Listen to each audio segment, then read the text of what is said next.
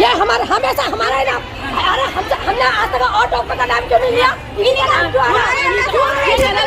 गलत है ना? और क्या ऐसे आशा के बारे में गलत करती है आशाओं के सामने, है ना? ये बिल्कुल नहीं चलेगी। कहती है आशाओं के दो आदमी है। हाँ, आशा के दो आदमी है। वो आदमी क्या जो उन्होंने कन्यादान करा, दूसरा आदमी हमारा कहा है मंजू मैम लाएंगी उसको।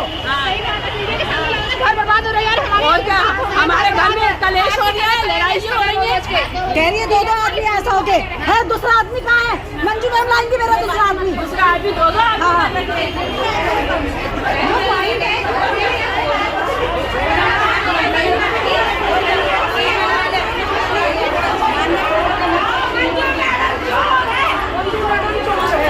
खुलेआम कह रही है कि मैं वहाँ भेजती हूँ, लाइफ केयर में भेजती हूँ, खुलेआम कह रही है लाइफ केयर में भेजती हूँ, लाइफ केयर में भेजती हूँ। पाबंदी क्यों? पाबंदी क्यों?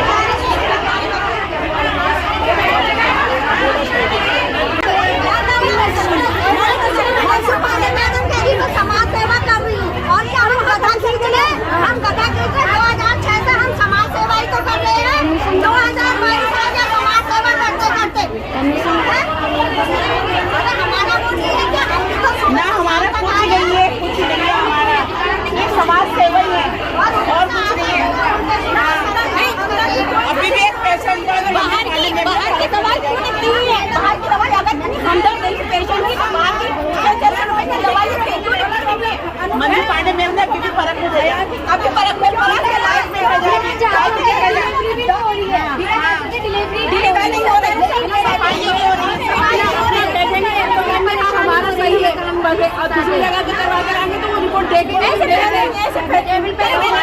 जब पेशेंट खुद करा के लाए तो पेशेंट भी तो खुद करा के लाते हैं। झूठ बोल रहे हैं, सबके सामने झूठ बोल रहे हैं।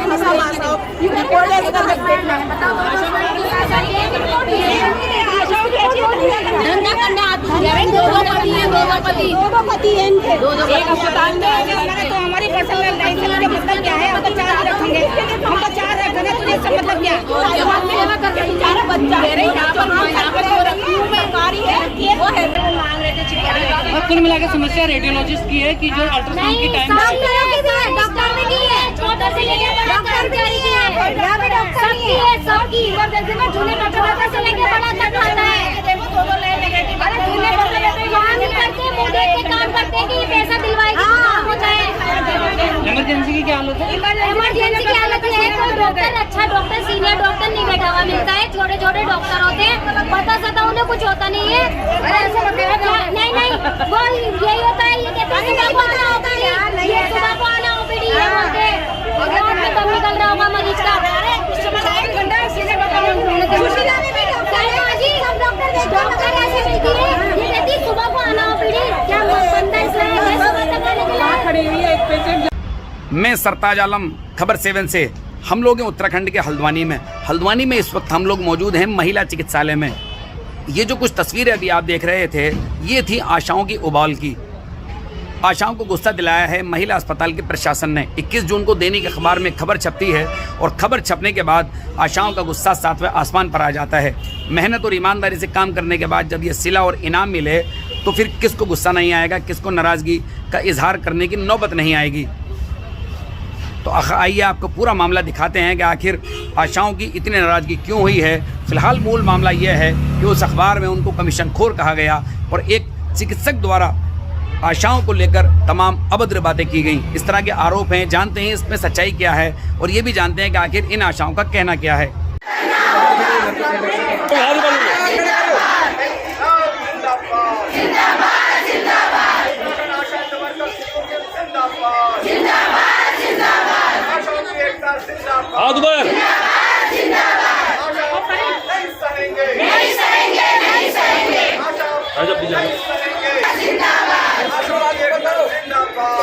लेंगे काम, सम्मान के साथ समझौता नहीं करेंगे,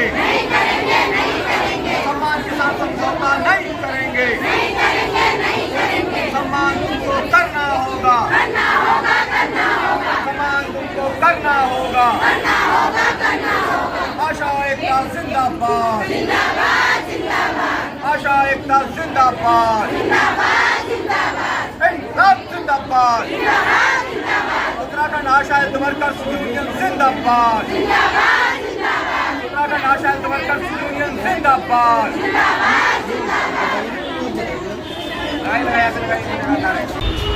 एक और अस्पताल प्रशासन द्वारा इल्ज़ाम लगाए जा रहे हैं आशाओं पर। क्या किसी चिकित्सक द्वारा भी आपसे कुछ इल्ज़ाम तराशी की बातचीत आई और आरोप लगाए गए? क्या है पूरा मामला? आपसे क्या बातचीत हुई? नहीं इल्जाम लगाया है कि कौन? मंजू पांडे मैम ने कहा ये चीज़ क्या कि अगर पेशेंट को बाहर ले जाओगे तो मैं किसी से शिकायत नहीं करूंगी, मैं सीधे तलवार लेके बैठी हूँ यहाँ और तलवार से सीधा गला काट दूंगी मैं। तो हमने कहा जो ऐसा कर रही है मैम तो आप उनका नाम बताइए, सबको क्यों ले रहे हो साथ में? तो सब हैं, सारी ऐसे हैं, ऐसी हैं, लेकिन सब ऐसी नहीं है ना, सबके क्यों नाम ले रहे हैं? और फिर आपको क्या मतलब, जब आप लिखो ही नहीं तो हम बाहर जाए नहीं? आप पहले लिख रहे हो बाहर के लिए, अभी कुछ टेस्ट जो बाहर नहीं, जो यहाँ नहीं हो रहे हैं उसके लिए आप कह रहे हैं कि लाइफ केयर जाओ, क्यों जाए हम लाइफ केयर? हमारी मर्जी, हम कहीं भी जाए। अच्छा, लाइफ केयर सेंटर जो है, अल्ट्रासाउंड सेंटर, हम क्यों जाए? हमारी मर्जी, हम कहीं भी जा सकते हैं। अच्छा वो लाइफ केयर को बोल रहे हैं, आपसे ऐसा बोला? हाँ, मुझसे बोला। उसके अलावा और क्या कहा आपसे जिस पर नाराजगी है? आज सभी लोग, आप लोग नाराज भी और हुए। कहा कि आशाओं के पति आ रहे हैं तो दो पतियां हैं, एक ओरिजिनल एक डुप्लीकेट। अरे किसी की पर्सनल लाइफ में क्या मतलब है? और उन्हें क्या पता किसके 2 पति हैं या 3 पति हैं? इससे क्या किसी का कैरेक्टर सर्टिफिकेट देंगे क्या? हम यहाँ इतने सालों से काम कर रहे हैं तो कैरेक्टर गिराने थोड़ी आ रहे हैं कि अपना कैरेक्टर ही गिराएंगे। जी। उसके बाद हम लोगों ने मंजू पांडे मैम का घिराव करा, उनसे पूछा हमने कि आपने ऐसा क्यों बोला? तो कह रही मुझे पेशेंट ने, मैंने कहा पेशेंट को बुलाइए जब पेशेंट ने कहा है तो। किसी के कैरेक्टर पर सवाल उठाने से पहले वो तो करनी चाहिए। आप एक औरत होगी, खुद ही दूसरी औरत के लिए ऐसा बोल रहे हो, इसलिए फिर वो कुछ नहीं कह पाई, अंदर चले गए। वो उन्होंने ज़्यादा कुछ सॉरी किया आपसे? नहीं किया। तो होती कहाँ है? यहाँ नहीं होते, बाहर वहाँ बेच के नहीं होता, कहाँ होती है? मेरी बात अरे रुक जा, चुप रहो, बोल क्यों क्या रहा? एक आपने बोला चुपचाप रहो, चुप रहो, बिल्कुल बोला। वो अनएम्प्लॉयड आदमी है, वो लाइफ केयर में मैं क्या क्या भेजती हूँ, सीमेंट टेस्ट कराने को भेजती हूँ क्योंकि वो यहाँ नहीं हो पाता।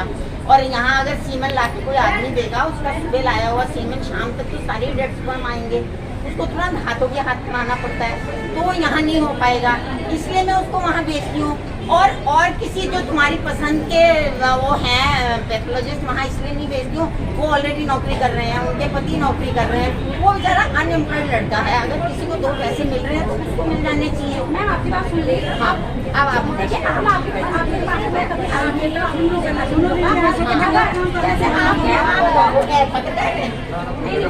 हाँ, जैसे आपने किसी पेशेंट ने कहा कि ये पति 2 लाया है, 2 पति है, एक पति या फिर पति के साथ आई है, जो भी कहा आपने उसके द्वारा आशा से बोला, वैसे हमसे आशा ने कहा है कि अगर हम प्राइवेट में कहीं की भी जांचें लाते हैं, वो सिर्फ ये यूरिन वाली रिपोर्ट नहीं, बाकी भी अन्यथा भी सीमेंट वाली अन्यथा भी जो भी वो रिपोर्ट लाते हैं, तो पांडे मैडम ऐसे फैकल्टी बोलती है कि पूरी सारी जांचें यहाँ पे नहीं कराई। नहीं, देखो, नहीं, never and never and never, मैं ऐसा कभी नहीं करूँगी।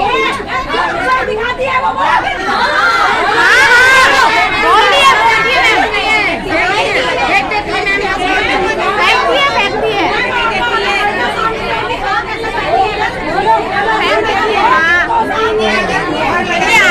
कमीशन दिख रहा है इनको और अपना कमीशन दिख रहा है लोगों को, आशा को कमीशन नहीं है। सीसी कैमरे में लिखा है कि रिश्वत लेना मना है, लेकिन सभी लेते हैं। ये सारी जांचें यहाँ हो जाती है ना, अब तो औरतें हैं, कोई काम कर रही है, उनको समझाना तो उनको कोई मिसगाइड कर रहा है, तो मैं कम से कम गाइड करने की कोशिश कर रही हूँ।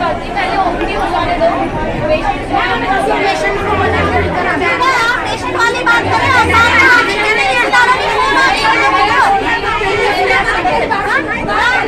आगे ले जा रहा है, प्राइवेट में करा के उसके 2,500-3,000 रुपए खर्च करवा रहा है, और वो पेशेंट मुझे दिखाने के लिए लाती है तो तुम मुझे बताओ कि मुझे ऐसा करना चाहिए? मैं तो है जाके होगा मैडम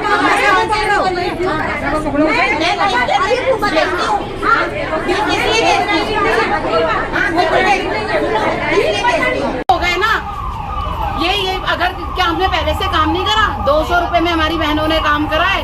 3 महीने में पेमेंट आती है, कभी वो भी क्या गिनी चुनी, 6 महीने में, 12 महीने में कोई कभी बोलता है? कभी किसी डॉक्टर ने बोला? इतनी आशा बहनें हमारी मरी, कभी आगे स्टाफ ने 2 मिनट का मौन नहीं रखा। गलत कह रही तो बोलो। इतनी आशाओं के पति कोविड काल में मरे, कितनी क्या है उनके पास, कैसे अपना बच्चे पालेंगी वो? कोई दे ना मुझे इस बात का जवाब। मुंह खोलने के लिए तो अरे कमीशन, अरे दलाल, इन बहनों का निकलना दुश्वार कर दिया है फील्ड में। कैसे काम करेंगी ये? क्या है? मैं NRHM से पूछना चाहती हूँ, ऐसे वो करा लेगा काम हमारी बहनों से? अभी ये जेई के टीका का 11 तारीख को उसकी ओपनिंग है, कैसे तुम करोगे? जब तक मेरी बहनों को मान सम्मान और ये जो पूरी इतनी बड़ा सम्मान, इतना बड़ा उन्हें फूलों का गुलदस्ता दिया है, बहुत अच्छे से कह के भैया कोई गाँव, अरे मरीज कह रहा है दीदी आपके बारे में तो ऐसा है। मैं कह रही हूँ अगर के मेरी बहन WHO ने उन्हें ग्लोबल हेल्थ का अवार्ड क्यों दिया? क्यों करता उन्हें ग्लोबल हेल्थ सम्मानित? ग्लोबल क्यों करा WHO ने? दिक्कत क्या हो गई? दिक्कत क्या हो गई आपको पता नहीं? आप इतने दिन से पेपर नहीं पढ़ रहे सरताज भाई, आपको तो सब कुछ पता होना चाहिए। क्या हुआ? क्या हुआ है? कमीशन बाजी, दलाल बाजी, यहाँ तक कि हमारी बहनों के यहाँ तक उंगली उड़ गई। कैसे काम करेंगे? इनको अधिकार नहीं है कि एक पर्चे में अल्ट्रासाउंड लिखे। पूरी सुविधाएं यहाँ देना, हमें पूरी 24 घंटे सुविधाएं देना। आपने खुद अल्ट्रासाउंड कराया? कहाँ कराया? सरदार भाई भाभी जी बताओ। होगी और सरदार भाई आपने खुद कराया अभी इसमें? पूछ रहे हो? आपके भाई की वाइफ का भी तो बच्चा यहाँ हुआ था, कैसे हुआ? आपको भी तो पता है। यहाँ वही कमरे थे। सारी सुविधाएं अधिकारी महिला चिकित्सालय हल्द्वानी महोदया, सविनय निवेदन इस प्रकार है कि डॉक्टर मंजू पांडे द्वारा आशाओं पर गलत आरोप लगाए जा रहे हैं। उन्होंने अपनी OPD में आशा मीना शर्मा से कहा, तेरा भी पति लेकर आता है तुझे। उसने कहा, मैम आप ऐसा क्यों कह रही हो? तो उनका कहना है कि आशाओं के 2 पति हैं, एक कॉन्ट्रैक्ट का पति भी है। उन्होंने ऐसा कहकर सभी आशाओं के मान सम्मान को ठेस पहुंचाई है। उन्हें स्पष्टीकरण देना होगा। यदि उन्होंने ऐसा कहा है तो उन्हें आशा बहनों से माफ़ी मांगनी होगी। दूसरे डॉक्टर की OPD के पर्चे फेल कर देती है, फेंक देती है, अल्ट्रासाउंड बाहर के लिखती है और उन्हें कहाँ करना है यह बताती है। अल्ट्रासाउंड सेंटर के लिए लिखती है, अल्ट्रासाउंड सेंटर के लिए लिखती है, जांच लिखती है लाइव केयर में, जांच लाइव केयर पूरा मामला है सरताज भाई। यहाँ पे 21 तारीख को एक खबर छपी थी, उसमें आशा को इतना बड़ा टाइटल मिला था और काम करने का इतने सालों का इनाम मिला था। दलाल और कमीशन खोर कहा गया था, और जो कि जिससे आशा की भावनाओं को बहुत ठेस पहुंची है, क्योंकि वो निरंतर अपने फील्ड में दिन रात सबको 12 घंटे 14 घंटे का काम होता है, लेकिन आशा की ड्यूटी जो होती है 24 घंटे की। किसका बयान था वो? है हमारी CMS मैडम का बयान। ठीक है, फिर क्योंकि पेपर में वही छपा था, नीचे से उनका नाम था, तो जाहिर है उनका ही बयान होगा। उसके बाद फिर मैंने 23 तारीख को एक प्रेस नोट दिया और सारी बहनों से बात की, तो सबने कहा नहीं हम धरना करेंगे। फिर 25 तारीख को हमारा ये डिसाइड हो गया, तो मैंने अपने महामंत्री बड़े भाई कैलाश पांडे जी से बात की और एक प्रेस नोट बना। आज क्या क्या हुआ? आज यहाँ पे हम लोग आए, हमने धरना करा और सारी, फिर उसके बाद हमारी CMS से 2 घंटे की वार्ता हुई। लेकिन यहाँ पे कई दिनों तक यहाँ पे अल्ट्रासाउंड नहीं होते, मरीज रेफर होते हैं। और अगर जो बाहर के लिए जो चीज़ यहाँ उपलब्ध है वो कराओ ना, 24 घंटे पैथोलॉजी दो, और जो चीज़ हॉस्पिटल के अंदर होती है वो करो, जो बाहर नहीं होती है मत करो। इसीलिए हमने अपनी विशेष मांगों में मुद्दा रखा है कि हमें सारी सुविधाएं 24 घंटे के लिए हॉस्पिटल के अंदर दी जाएं, और ऐसे मतलब कमीशन खोर दलाल ऐसा मतलब हम पे लांछन ना लगाया जाए। नहीं, अब एक सवाल ये भी है, खबर के मुताबिक जो था कि कुछ आशाएं जो हैं बाहर से अल्ट्रासाउंड कराती हैं और प्राइवेट गाड़ियां भी अस्पताल में आती हैं, इस तरह की बात CMS की ओर से था। हमारी इस विषय में भी CMS मैडम से बात हुई, जो कि उन्होंने कहा था मैंने गाड़ी पकड़ी थी।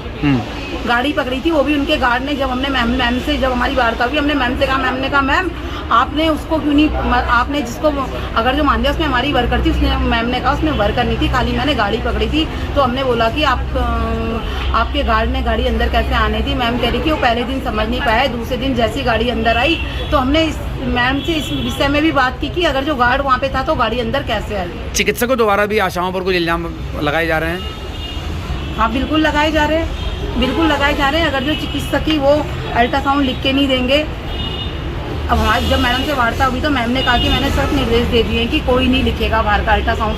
हमें यही चाहिए कि जितनी सुविधाएं हॉस्पिटल के अंदर हैं वो हमें पूरी मिले, और ऐसे भी नहीं 8 से 2 मिले, 24 घंटे मिले। अस्पताल में हम लोगों पे ब्लेम किया गया है कि आशाएं घूसखोरी करती हैं। और अभी हाल की बात है, मेरी एक पेशेंट है जिसका नाम फरीन है, मैं उसको यहाँ लेकर आई थी 25 तारीख को शाम को 5:30 बजे। अब यहाँ पे मैं लेकर आई तो उसको ऊपर 8 महीने 10 दिन का उसकी प्रेगनेंसी थी, उसे पेन हो रहा था। और मैं यहाँ अल्ट्रासाउंड के लिए उसको 23 तारीख के लिए लाई थी, तो उसको पेन में ही लाई थी उस दिन भी, 23 को भी।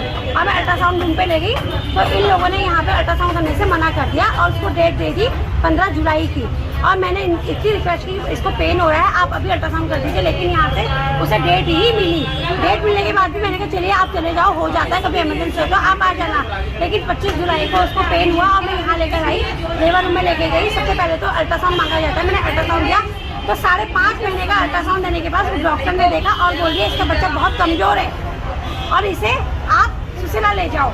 मेरे कहने पे कि मैम आप ये तो देख लीजिए अल्ट्रासाउंड कब का है, ये 5.5 महीने का है और इस पेशेंट को 8 महीने 10 दिन हो गए हैं। लेटेस्ट अल्ट्रासाउंड तो है ही नहीं, उसकी तो डेट मिली है 15 जुलाई की। आप ये भी तो देखो, आपने जज कर दिया इसको अभी से कि इसको सुशीला ले जाओ। तो मेरे बहुत विनती करने पे, वो हमें इग्नोर कर रही थी, बहुत विनती करने पे एक अल्ट्रासाउंड लिखा, बोली सुशीला ले जाओ। वहीं पे एक पेशेंट और था तो उसने तुरंत जवाब दिया कि सुशीला तिवारी में अल्ट्रासाउंड नहीं हो रहा है। और उसके कहने पे मैम ने कहा मैं नहीं जानती, तू कहीं भी ले जा।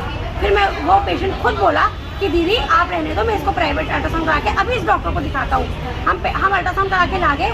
उसके हमारे आने के बाद वो डॉक्टर हमारे पेशेंट के अल्ट्रासाउंड लेने के बावजूद भी उसे देखा भी नहीं, फिर भी वही बोले जा रही है आप इसे सुशीला ले जाओ, आप इसे सुशीला दे जाओ। मैंने कहा मैम आप ये तो देखो, ये अल्ट्रासाउंड लेटेस्ट है, अभी करा के ला गई हूँ, इसमें हमारा बच्चा 2 किलो 411 ग्राम का आ रहा है, 2.5 में थोड़ा कम था।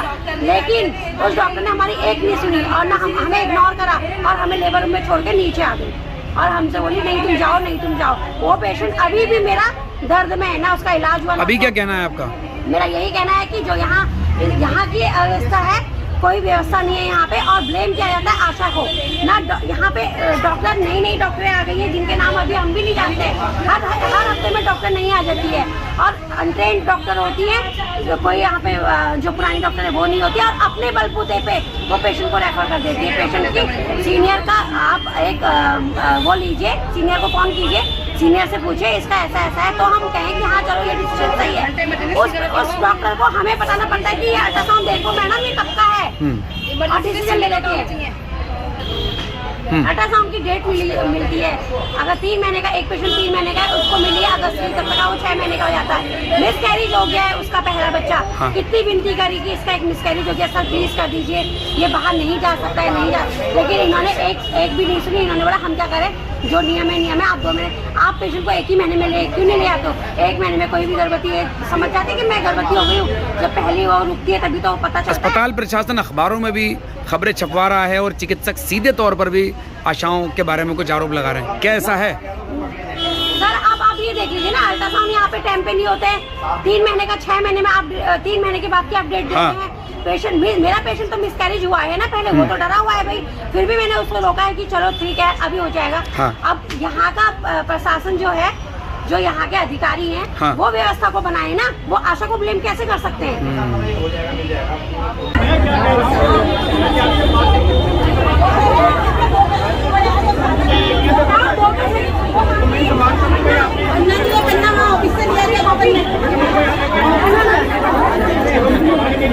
मेरी बात सुनो बहनों, आज ये आहार बाल की लड़ाई है और तुम्हारी हिंदुस्तान की लड़ाई है, ये बात याद रखना। आज ये लड़ाई हमारे हाथ की लड़ाई है क्योंकि ये हमारी इज्जत का है।